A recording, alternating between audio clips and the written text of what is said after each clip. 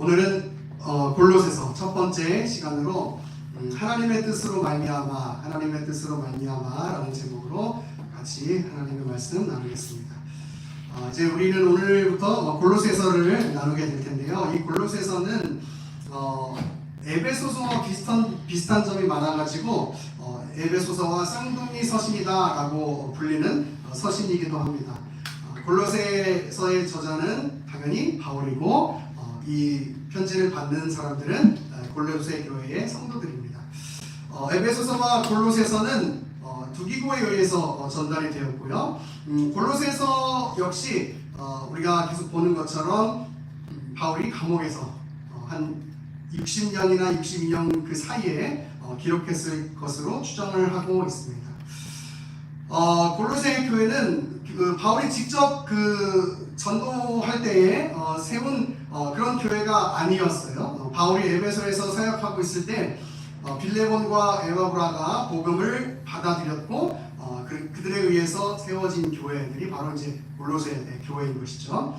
바울이 골로새서를 기록한 목적, 그것이 굉장히 이제 중요한 게, 우리가 이 골로새서를 이해하는 데 있어서 이제 앞으로 이 골로새서를 이해하는 데 있어서 가장 중요한 것이겠죠. 그래서 그 목적은 교회 안에 침투해 있는 이단을 경계하기 위해서, 그리고 바르게 참된 진리에 서도록 하기 위해서 이 바울이 골로새서를 기록했습니다. 바울은 에바브라를 통해서 골로새 교회에 침투해 있던 이단, 혼합주의 이단에 관한 소식들을 듣게 돼요. 그래서 그것을 이제 경계하고 바로 이렇게 진리 안에서 설 수 있도록 그렇게 기록한 책이 이제 골로새서인데, 그 이단들을 세 가지 정도로 이야기하면, 첫 번째는 유대주의죠. 유대주의. 어떤 신앙적 행위에 있어서 율법주의적 요구를 가지고 비판하는 자들, 그런 자들이 이제 골로새 교회에 있었던 거예요. 당시 골로새 교회 안에 있던 유대주의자들은 헬라 철학의 영향을 많이 받아가지고 기독교 역시 어떤 금욕적 생활을 추구하도록 이렇게 만들고 배타주의적 신앙을 가지게 만들었던 것, 그것이 이제 유대주의적 그 영향인 것이죠. 그리고 이 철학적인 영향을 받아가지고 이 금욕주의와 또 천사 숭배 이런 것들, 그리고 이 철학과 이렇게 접목이 돼가지고 생겨나는, 우리가 잘 알고 있는 그 영지주의자들, 그래서 육은 더럽고 오직 영적인 것만이 선하다라고 주장하는 그 영지주의자들, 그런 자들이 있었던 거예요.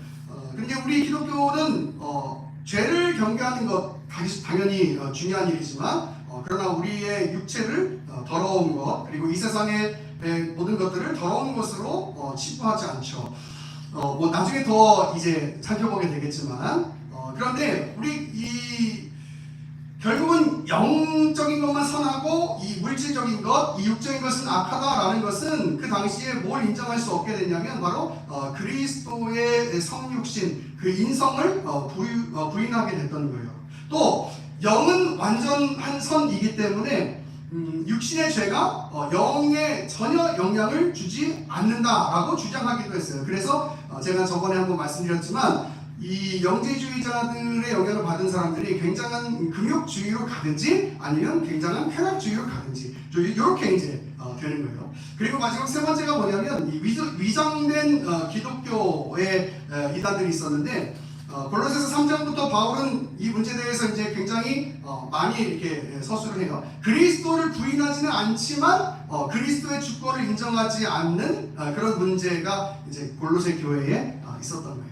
이런 문제들 때문에 바울은 그리스도에 대해서 자세히 설명하고, 그리고 성도들이 어떻게 살아야 될 것인가에 대해서 이제 이야기하는 것, 나누는 것이 바로 이제 골로새서인 것이죠. 그래서 골로새서 1장, 2장은 그리스도의 뛰어나심에 대해서 설명을 하고 기독론적인 거죠. 그리고 3장과 4장에서는 그 그리스도에게 속한 받은 성도들이 삶을 어떻게 살아가야 할 것인가에 대해서 이제 나누고 있어요. 기록하고 있어요. 그래서 이제 오늘 우리는 이런 배경을 가지고 이제 골로새서를 살펴보기를 원하는데요. 본문은 항상 이제 바울 서신에 거의 등장하는 인사에 해당하는 그런 본문이죠. 첫 인사에서 바울은 이렇게 얘기해요. 자신이 하나님의 뜻으로 말미암아 사도가 되었다라고 이야기를 합니다. 바울이 사도행전 9장에서 다메섹에 가까이 이르렀을 때에 예수님을 만나게 되고 사도가 된 것, 우리 이건 다 알고 있죠. 그런데 그것을 사도 바울은 이렇게 밝히고 있어요. 그 자신이 사도가 되기를 구했던 것이 아니고 하나님께서 택하셔서 그 하나님의 뜻으로 말미암아 내가 사도가 되었다라고 이야기를 합니다. 그래서 NLT 성경을 보니까 이 번역을 어떻게 하고 있냐면 choose by God 이렇게 돼 있어요. 내가 하나님으로부터 택함 받았다. 하나님의 뜻으로 말미암아 우리 보면 이제 그렇게 돼 있는데 하나님으로 의해서 내가 사도가 되었다라고 강조하면서 오늘 본문을 시작하는데 여러분 그냥 뭐 별 의미가 아닐 수도 있겠습니다만은 이 골로새서에서 이 하나님의 뜻으로 내가 사도가 되었다라고 하는 것은 굉장히 중요한 의미를 갖는 거예요. 왜냐하면 제가 좀 아까 뭐라고 말씀드렸냐면 이 골로새 교회 안에 여러 가지 이 성도들을 혼란하게 만드는 그런 이단들이 있었단 말이에요. 그런 가운데서 도대체 우리가 어떤 길을 쫓아가야 되는가, 어떤 것이 맞는 것인가 하는 여러 가지 혼란이 있을 수 있는데 그 혼란 가운데서 사도 바울이 이 편지를 보내면서 이렇게 얘기하는 거죠. 내가 하나님의 뜻으로 말미암아 사도가 된 사람인데 내가 너희에게 이 편지, 이 서신을 주는 것은 바로 그 하나님의 뜻이 담겨있는 그 권위가 담겨있는 서신, 그것이 바로 이 편지야 라는 것을 밝히고 싶었던 거예요.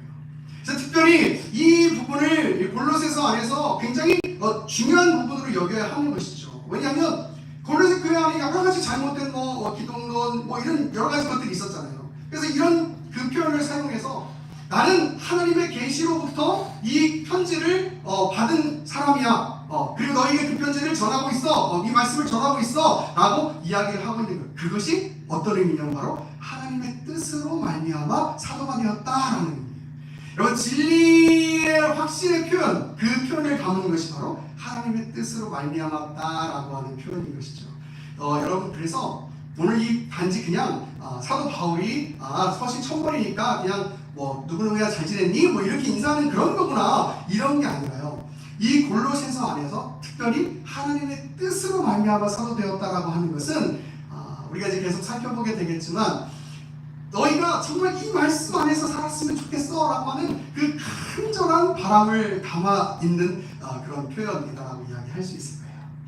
그래서 이제 그 사도 바울이 자신을 설명하면서 이제 2절에서는 이렇게 얘기하는 거예요. 골로새 교회 성도들에게 이 편지를 보내고 있다라고 말하는데 바울은 이 골로새 교회 성도들을 뭐라고 이야기하냐면 그리스도 안에서 신실한 형제들이라고 표현하고 있습니다.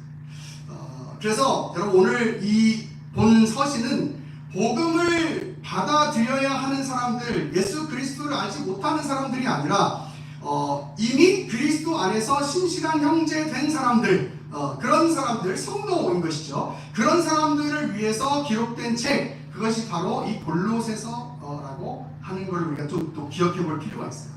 여러분 분명히 성경은요 불신자를 회개시키고 성도로 만드는데 굉장히 귀하게 쓰이는 것이 분명합니다. 그런데 특히 성경은 이미 그리스도를 알고 있는 사람들이 어떤 삶을 살아야 할 것인가에 대해서도 제시해 주는 이야기가 바로 성경 말씀이에요. 그래서 여러분 오늘 본문은 특별히 오늘 이 골로새서는 우리가 이미 예수 그리스도 안에 있는 사람으로서 잘 읽고 잘 묵상하고 잘 받아들이고 그래서 그 말씀 가운데 잘 순종해야 하는 삶으로 나아가는 어떤 지침서 같은 것들이 될 수 있는 것이죠. 그래서 우리가 오늘 골로새서를 이렇게 사도 바울이 쓰면서 그리스도 안에 있는 형제들, 신실한 형제들이라고 하는 표현은 결국 저와 오늘 이 땅에 살아가고 있는 저와 여러분에게 있어서도 굉장히 중요한 의미를 갖는다라고 이야기를 할 수 있을 겁니다. 왜냐하면 이미 우리는 그리스도를 알고 있는 존재들이기 때문인 것이죠. 거듭난 존재들.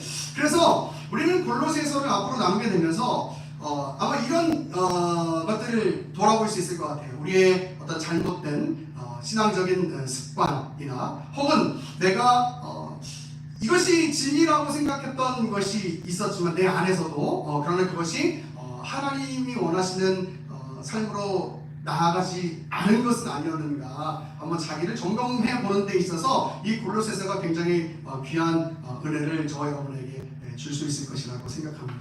여러분 더 나아가서요, 바울이 하나님의 뜻으로 사도가 되었다라고 하는 말을 오늘날 우리에게 또 적용할 볼 필요가 있을 것이라고 생각합니다. 물론 저는 뭐 신사동동을 지지하는 사람은 아니니까 당연히 우리가 사도라고 이야기하지는 않습니다만은, 그러나 우리 역시 하나님의 뜻으로 하나님의 은혜로 성도가 된 사람들이에요. 그러면 우리 역시 성도로서 어떻게 살아가는 것이 정말 세상의 빛된 삶일까, 세상의 소금으로 살아가는 삶일까 라는 것을 늘상 고민해야 합니다.